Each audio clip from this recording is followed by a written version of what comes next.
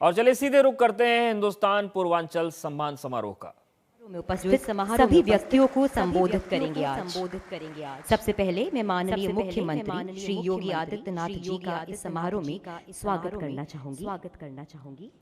हम सभी उनके शुक्रगुजार हैं कि उन्होंने अपना कीमती समय हमारे लिए इस समारोह के लिए खास तौर से निकाला।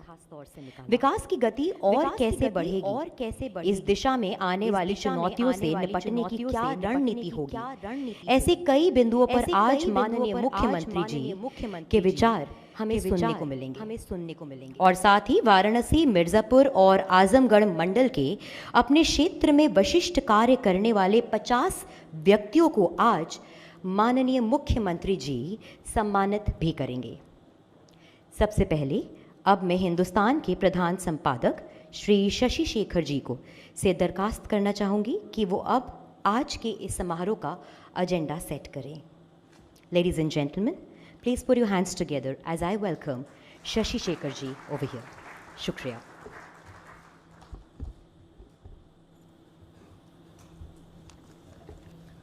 उत्तर प्रदेश के यशस्वी दक्ष ऊर्जावान मुख्यमंत्री माननीय योगी आदित्यनाथ जी, प्रख्यात शास्त्रीय गायक हम सब के अभिमान पंडित छन्नूलाल मिश्र जी, हॉकी टीम जिसने ओलंपिक में कांस्य पदक जीता उसके सदस्य ललित उपाध्याय, ओलंपियन शिवपाल जी, बीएचयू के कार्यवाहक कुलपति प्रोफेसर वीके शुक्ल जी, काशी विद्यापीठ के कुलपति प्रोफेसर एके त्यागी जी, संस्कृत विश्वविद्यालय के कुलपति प्रोफेसर हरेराम त्रिपाठी जी, पूर्वांचल विश्वविद्यालय की वीसी प्रोफेसर निर्मला मौर्य जी, आदरणीय राम मोहन पाठक जी और हमारे अपने ओपी तिवारी जी। दोस्तों, आपके और महाराज जी के बीच में मैं बहुत देर नहीं आना चाहता, बस अपना शुक्रिया अदा करना चाहता था आपसे कि आपने बहुत कम समय में हमारे इस कार्यक्रम में शामिल होने की अनुमति दी और इससे उन लोगों का मान बढ़ेगा जिन्होंने अपने को रोका नहीं और जिन्होंने सरकार की योजनाओं का भी लाभ उठाया और अपनी उद्यमशीलता से लोगों के लिए एक मिसाल कायम की। ये लोग भले ही कोई बहुत बड़े उद्योगपति न बने हों, लेकिन अगर एक दूर पहाड़ पे दिया टिमटिमा रहा हो तो टिमटिमाता हुआ दिया अंधेरा भले ही दूर न कर सके, लेकिन हर उस आदमी को जो अंधेरे से लड़ने की इच्छा रखता है उसको जरूर प्रेरित करता है। तो मैं इन 50 लोगों का तहे दिल से स्वागत करता हूं, अभिनंदन करता हूं।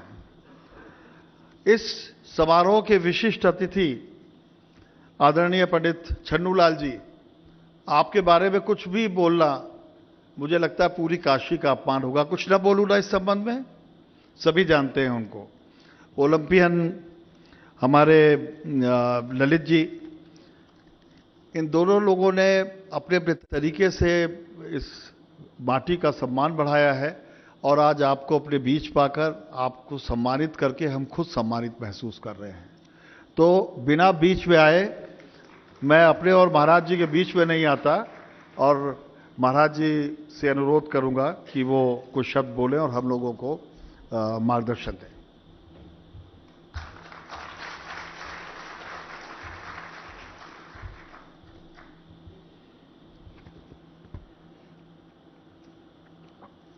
लोकप्रिय हिंदी दैनिक हिंदुस्तान के प्रधान संपादक सम्मान्य श्री शशि शेखर जी,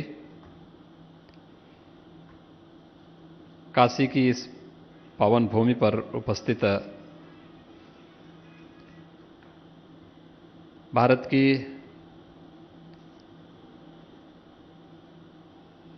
शास्त्रीय संगीत की परंपरा को देश और दुनिया में एक नई ऊंचाइयों तक पहुंचाने वाले परम सम्मानीय पंडित छन्नूलाल मिश्र जी,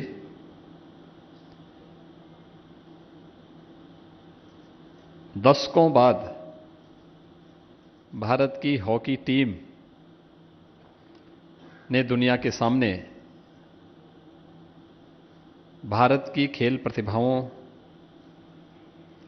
के लिए एक नई नज़ीर प्रस्तुत की है और उस हॉकी टीम के एक सक्रिय सदस्य के रूप में यहाँ पर उपस्थित हैं श्री ललित उपाध्याय जी। उत्तर प्रदेश सरकार में मेरे सहयोगी मंत्रीगण श्री अनिल राजभर जी, श्री रविंद्र जायसवाल जी, डॉक्टर नीलकंठ तिवारी जी। प्रदेश सरकार में मेरे सभी सहयोगीगण, माननीय कुलपतिगण, विभिन्न क्षेत्रों से उपस्थित सभी आत्मनिर्भर भारत के प्रधानमंत्री जी के विजन को गांव और कस्बे तक पहुंचाने वाले उपस्थित सभी महानुभाव, मैं आप सबका हृदय से अभिनंदन करता हूं, स्वागत करता हूं। ये काशी की धरती है और काशी से आज के दिवस का संबंध है। आज शिक्षक दिवस है। देश के दूसरे राष्ट्रपति सर्वपल्ली डॉक्टर राधाकृष्णन की आज जयंती है। काशी हिंदू विश्वविद्यालय से उनका संबंध रहा है। उन जैसा विचारक, एक मनीषी विद्वान, एक दार्शनिक और वैश्विक मंच पर भारतीयता को, भारतीय दर्शन को उन्होंने जिस तेजस्विता के साथ प्रस्तुत करने का प्रयास किया, स्वाभाविक रूप से हर काशीवासी इस पर गौरव की अनुभूति करता है। शिक्षक दिवस पर इन सभी मनीषियों के बीच में और यहाँ के उद्यमिता के क्षेत्र में कुछ नया कर गुजरने की तमन्ना के साथ आगे बढ़ रहे आप सभी महानुभावों के बीच में मैं अपने आप को पाकर के स्वयं भी प्रफुल्लित हूं, क्योंकि हम सब के लिए जब हम लोगों ने 2018 में प्रदेश के परंपरागत उद्यम को आगे बढ़ाने के बारे में किसी एक योजना को आगे बढ़ाने की बात हुई, तो मैंने अपनी पूरी टीम को एक जिम्मेदारी दी थी कि भाई आखिर ऐसा क्या है। तो सभी एक ही बात कहते थे कि साहब उत्तर प्रदेश में ऐसा क्या हो सकता है जिसको हम हर जिले के साथ जोड़ सकते हैं। मैंने कहा देखो अलग अलग फील्ड में है और उत्तर प्रदेश में तो इस खूबी बहुत पहले से है। उन्होंने कहा हो ही नहीं सकता है। मैंने कहा एक सर्वे कराओ, एक मैपिंग हो जाए यूपी की, और यूपी की जो मैपिंग हो, हर जिले के अंदर क्या संभावनाएं हैं या क्या मौजूद है, आगे की क्या संभावनाएं हैं। उन्होंने कहा इससे क्या होने वाला है, जो मर चुका है, मर रहा है, दम तोड़ रहा है, उसके बारे में सोचने से क्या होगा। मैंने कहा ये आपकी सोच हो सकती है, लेकिन मेरा ये मानना ये हमारी पहचान है, और उत्तर प्रदेश को अगर देश की एक इकोनॉमिक पावर के रूप में आगे बढ़ना है तो हमें इस पर ध्यान देना होगा।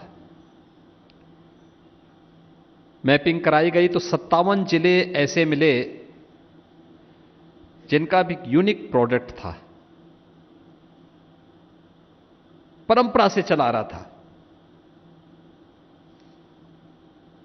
मैंने इस पे स्वयं अध्ययन किया कि 75 में से 57 जिलों में तो मिल गया है, बाकी जो जनपद हैं इन 18 जनपदों के लिए भी हमें कुछ करना है।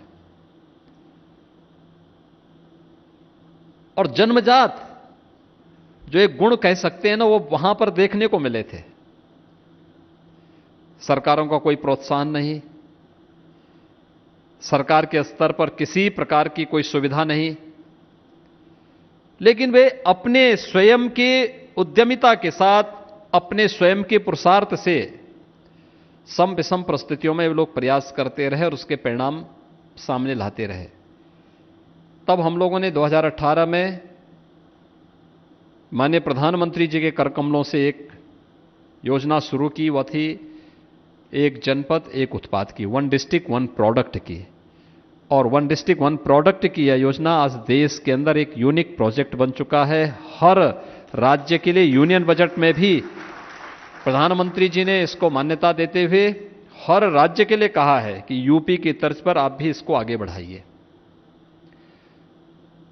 इसने हमारे यहां के एक्सपोर्ट को, यूपी के एक्सपोर्ट को, यूपी के बारे में लोग ये तो मानते थे कि उत्तर प्रदेश में दंगाई हैं, उत्तर प्रदेश में भ्रष्टाचारी हैं, उत्तर प्रदेश में और भी तमाम चीजें उत्तर प्रदेश के साथ जुड़ती थीं, कार्य न करने की प्रवृत्ति है और भी बहुत सारी चीजें जुड़ती थी। लेकिन उत्तर प्रदेश एक एक्सपोर्ट हब बन जाए, यह एक कल्पना थी, लेकिन आज वो हकीकत में बदल चुकी है। 1,20,000 करोड़ रुपए का हम हर वर्ष स्वयं के यहां के परंपरागत उद्यम से जुड़े हुए उद्यमियों के परिश्रम का परिणाम है कि इतने का एक्सपोर्ट उत्तर प्रदेश इस समय वन डिस्ट्रिक्ट वन प्रोडक्ट से जुड़ी हुई इन चीजों से कर रहा है। अभी तो इसमें और भी संभावनाएं हैं। मैं एक दिन बैठकर यही सोच रहा था, हमारे मंत्रिमंडल के कुछ सहयोगी थे, उन्होंने कहा वन डिस्ट्रिक्ट वन प्रोडक्ट के अलावा और भी बहुत कुछ हो सकता है यूपी में। मैंने कहा हाँ, क्यों नहीं हो सकता है। उन्होंने कहा किसी और चीज में। मैंने कहा भी और चीज, आप लोगों की रुचि क्या है? आप लोगों की खाने पीने में ज्यादा रुचि होगी तो आप देखिए, हम बचपन में सुनते थे हापुड़ के पापड़, मेरठ की रेवड़ी, आगरा का पेठा, इलाहाबाद का अमरूद, यानी हर जिले से कुछ ना कुछ जुड़ा हुआ था। हर जिले से, कोई जिला ऐसा है ही नहीं जिससे कुछ ना जुड़ा हो। लोगों ने कहा हाँ ये तो अच्छा है। मैंने कहा अगली बार इसको भी हम लेकर के आएंगे और हर एक को अपने साथ जोड़ देंगे, जिससे यूपी जहां भी जाएगा लोग उन चीजों को यूपी के साथ जोड़ करके देखें, उत्तर प्रदेश के साथ जोड़ करके देखें। मुझे प्रसन्नता है कि आज आप सबका यहां पर सम्मान, कम से कम वाराणसी, मिर्जापुर और आजमगढ़, इन 3 कमिश्नरी से जुड़े हुए उन उद्यमियों को जिन्होंने उस फील्ड में काम किया है, ये बहुत, यानी घर घर में ये कार्य है। इसमें बैंक को भी पैसा देने में परेशानी नहीं है। कम पूंजी पर ज्यादा रोजगार, पूंजी की भी सुरक्षा, रोजगार की भी सुरक्षा और स्वावलंबन का मार्ग अपने घर गृहस्थी के सामान्य कामकाज करते हुए व्यक्ति आत्मनिर्भर भारत की परिकल्पना के प्रधानमंत्री जी के विजन में भी सहभागी बन सकता है और स्वयं के लिए, अपने परिवार के लिए स्वावलंबन का भी जीवन गुजर बसर कर सकता है। सम्मानजनक ढंग से वह आगे बढ़ सकता है। ये स्थिति हम इसके माध्यम से कर सकते हैं। ये संभावनाएं इस फील्ड में मौजूद हैं। प्रदेश 2017 के बाद, 2017 के पहले, मार्च 2017 के पहले क्या स्थिति थी? भाइयों बहनों, मुझे एक बात आप सबके सामने कहनी है, वो ये कि हम लोग कोरोना कालखंड से गुजर रहे हैं। कोरोना महामारी की 2 लहर अब तक देश के अंदर अपनी कहर बरपा चुकी हैं और दुनिया के अंदर भी कुछ जगहों पर वर्तमान में सेकेंड वेव चली रही है। कुछ देश झेल भी चुके हैं। भारत के अंदर कोविड प्रबंधन का जो कार्य हुआ है प्रधानमंत्री मोदी जी के नेतृत्व में, वो किसी से छुपा हुआ नहीं है। समय से निर्णय लेने की क्षमता, आम जन से संवाद, केंद्र और राज्य के बीच में परस्पर समन्वय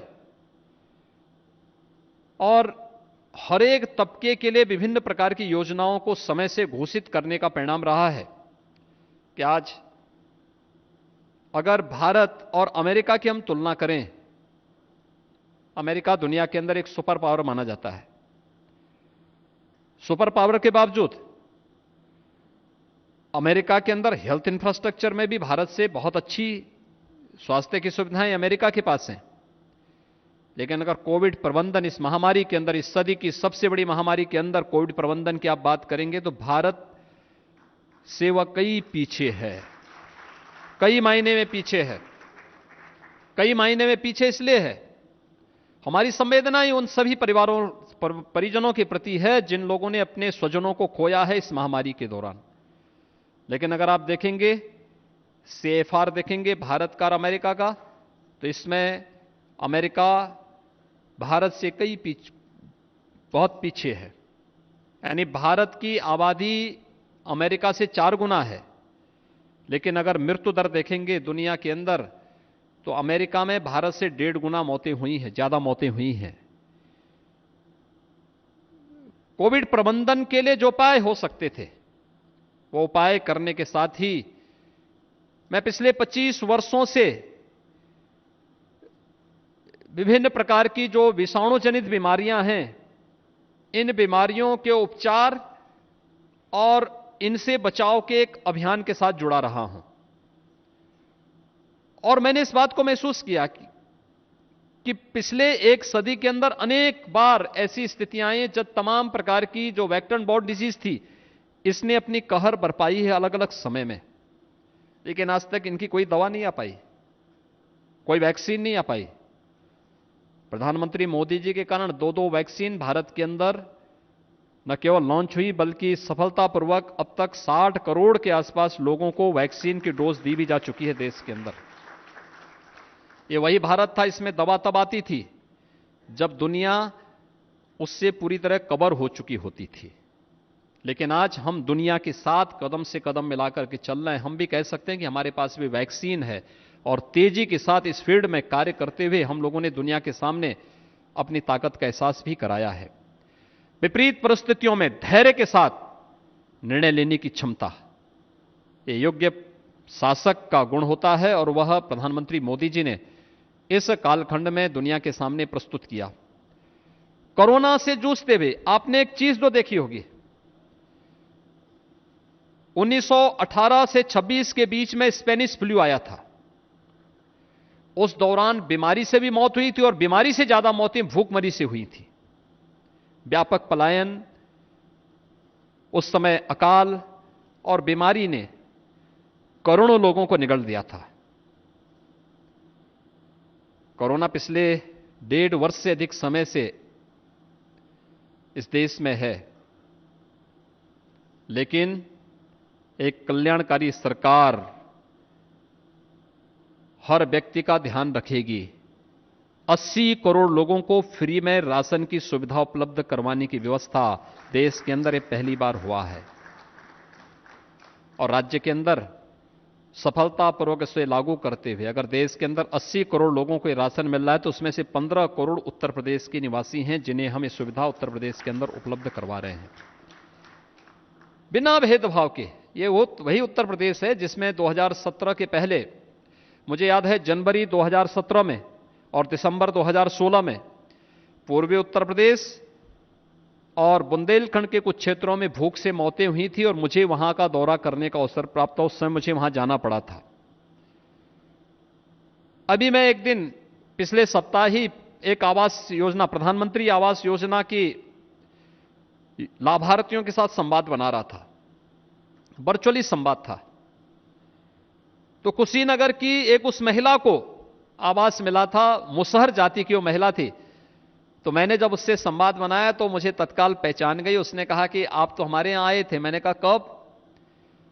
तो उसने कहा कि उस समय जब हमारे यहां यहां पे हमारे मुसहर बस्ती में मौत हुई थी, तो आप 2017 के पहले आप उस समय आए थे ना, आपने हमें राशन कार्ड दिलवाया था। मैं सांसद था उस समय, मैं मुख्यमंत्री नहीं था, लेकिन मैं उस समय उस आंदोलन के साथ जुड़ा था। तो मैंने उन लोगों के लिए उस समय वहां राशन कार्ड उपलब्ध करवाने का कार्यक्रम चलाया था। लोक कल्याण की बात तो परिवार तक सीमित थी। एक परिवार, सब कुछ था। बिजली थी ही नहीं, सड़कों में गड्ढे थे। आज इंफ्रास्ट्रक्चर डेवलपमेंट के लिए उत्तर प्रदेश देश के अंदर सबसे बड़ा और सबसे अच्छी एक्सप्रेसवे उत्तर प्रदेश बना रहा है। ये उत्तर प्रदेश है, वही मशीनरी है, वही तंत्र है। वर्तमान में हमारे 3 एक्सप्रेसवे पे तो कार्य चल रहा है। चौथे पे बहुत शीघ्र जो देश का सबसे बड़ा एक्सप्रेसवे बनने जा रहा है, गंगा एक्सप्रेसवे, मेरठ से प्रयागराज तक, और उसे हम वाराणसी तक लाने का प्रयास कर रहे हैं।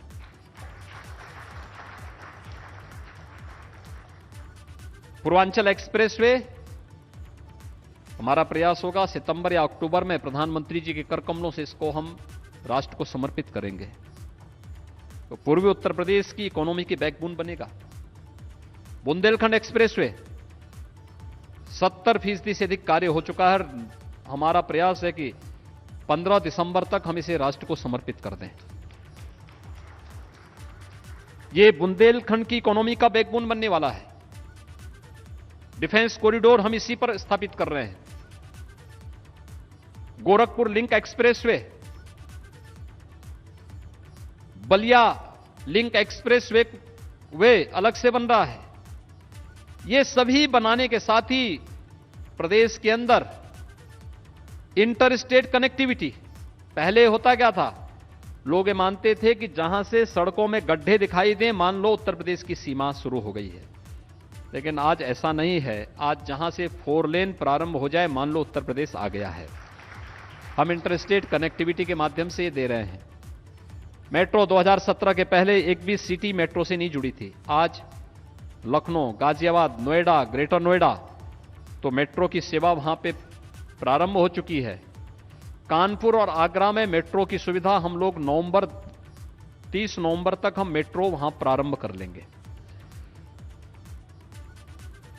तीर्थ स्थलों के विकास के बारे में, काशी हो, अयोध्या है, मथुरा है, विंध्यवासिनी धाम है, इसके अंदर 2016-17 तक अगर आप देखेंगे तो उत्तर प्रदेश के अंदर बेरोजगारी की दर 17% से अधिक थी। आज वह उत्तर प्रदेश के अंदर हुए निवेश,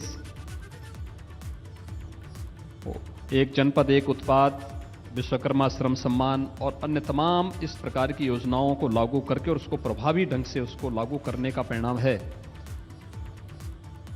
कि बेरोजगारी की दर उत्तर प्रदेश के अंदर इस समय 4% के आसपास है। ये आंकड़े मेरे नहीं, ये भारत से जुड़ी हुई कुछ स्वतंत्र एजेंसियों के आंकड़े हैं और उन आंकड़ों के अनुसार मैं बोल रहा हूं। कोरोना कालखंड में पहली लहर के दौरान लगभग 40 लाख प्रवासी कामगार और श्रमिक वापस अपने घरों को आए थे और मुझे इसके बारे में अंतःकरण से प्रसन्नता होती है कि उत्तर प्रदेश ने अपने लोगों को हाथों हाथ लिया, गले से लगा करके सुरक्षित उनके घरों तक पहुंचाने का काम किया।